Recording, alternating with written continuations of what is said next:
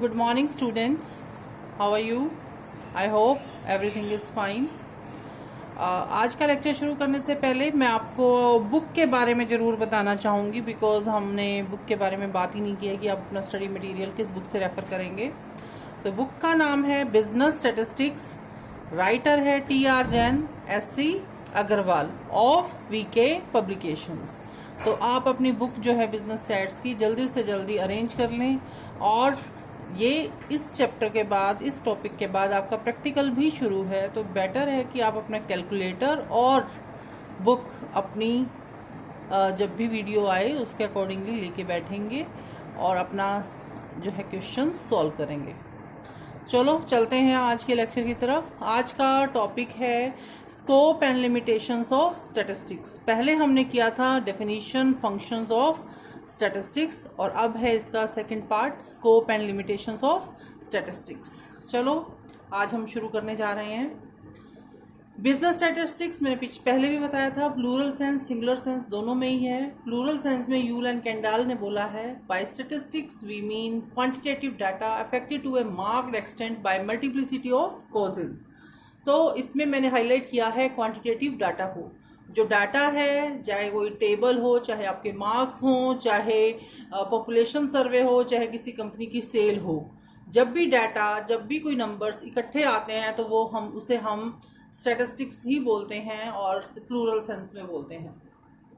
जबकि singular sense में लॉविट ने बोला है, statistics is the science which deals with the collection, classification and tabulation of numerical facts as a basis for the explanation, description and comparison of phenomena.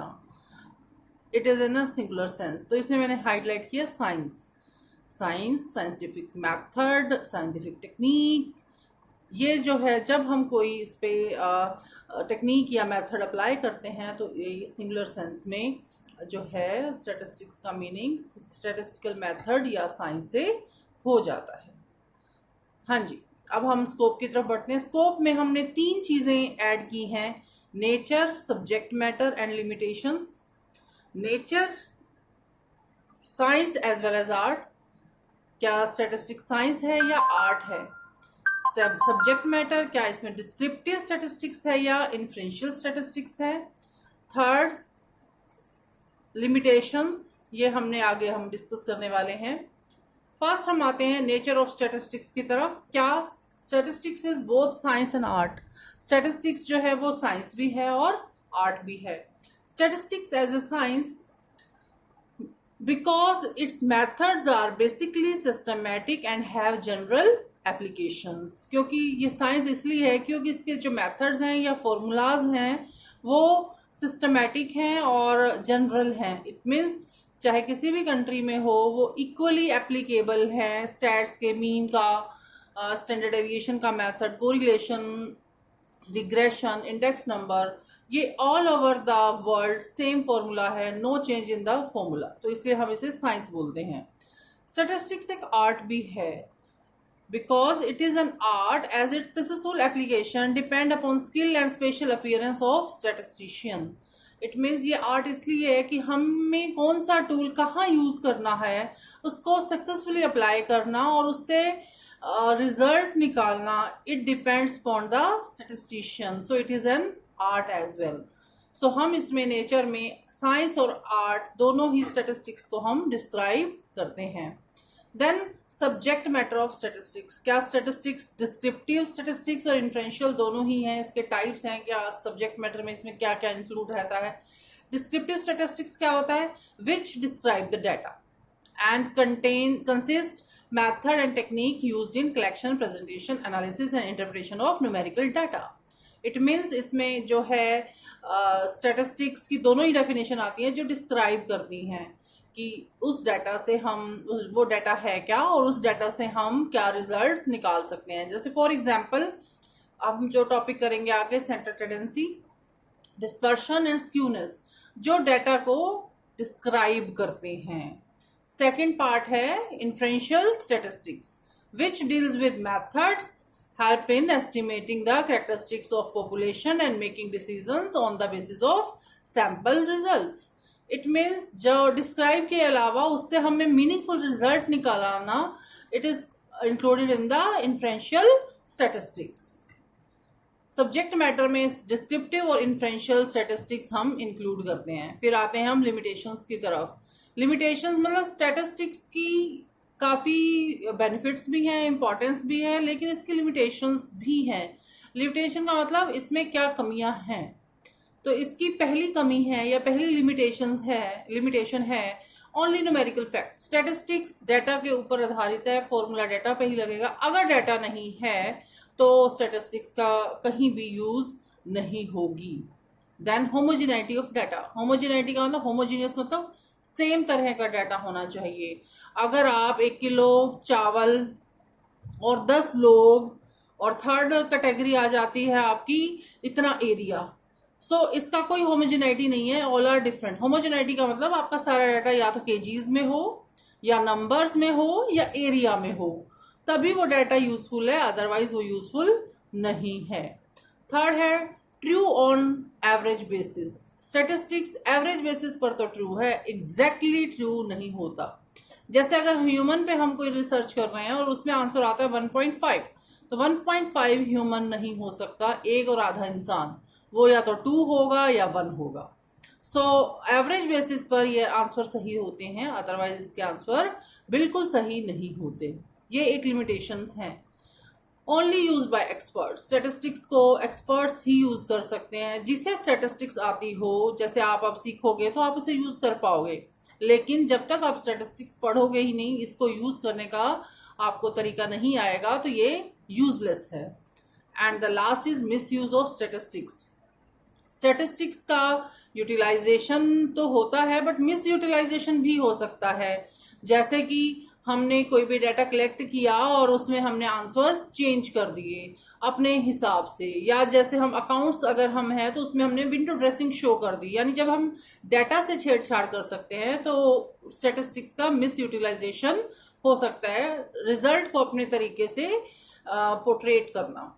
सो ये limitations हैं statistics की। कुछ और लिमिटेशंस भी बुक में दी हुई हैं, वो आप जो मैंने बुक बताई आज, business statistics, TR Jain, SC Agarwal की, आप वो जो है वीके पब्लिकेशन के अंडर बाय करके और उसमें से आप अपनी थियरी और भी ऐड कर सकते हो।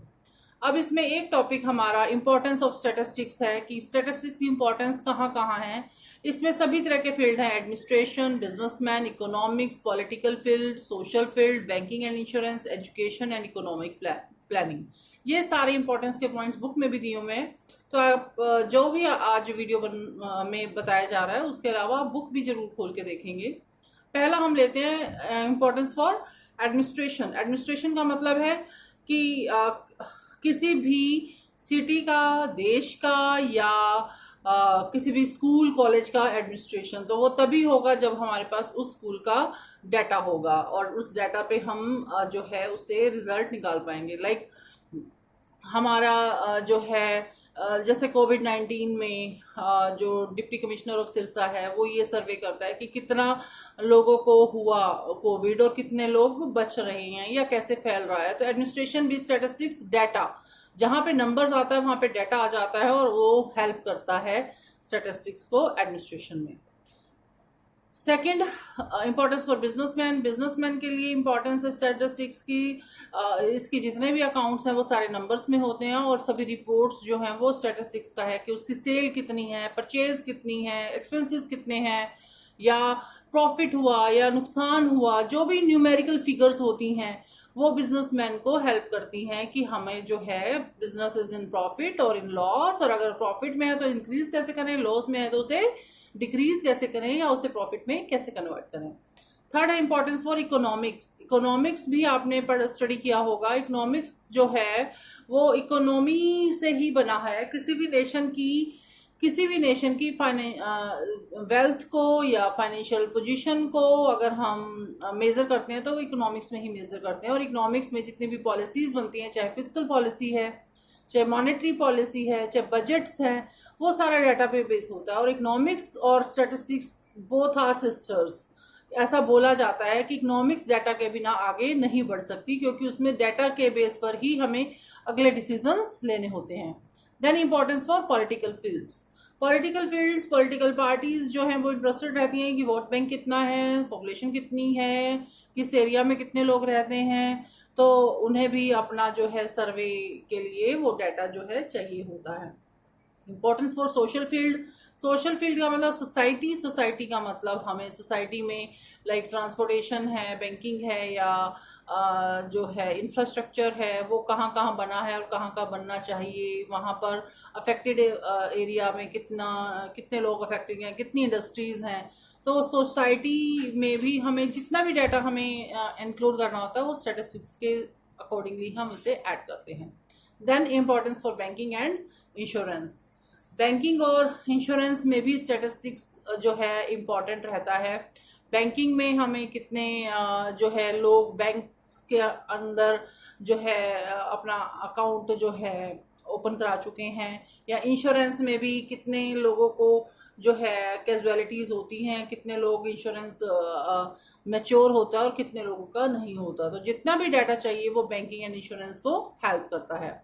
And then importance for education, education में भी लाइक आप जो है डाटा का बड़ा इम्पोर्टेंस है कि कितने किसी भी इंस्टीट्यूशन में कितने बच्चे हैं, उनका रिजल्ट कितने % रहता है, और उनमें और इफेक्टिव रिजल्ट हम उसे कैसे ला सकते हैं।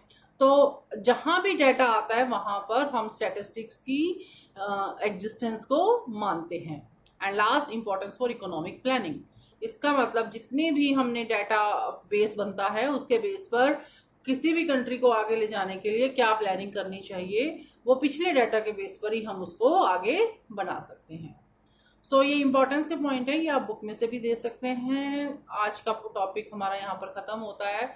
तो हमने फर्स्ट टॉपिक में किया statistics meaning, nature, scope, importance. Thank you for the day.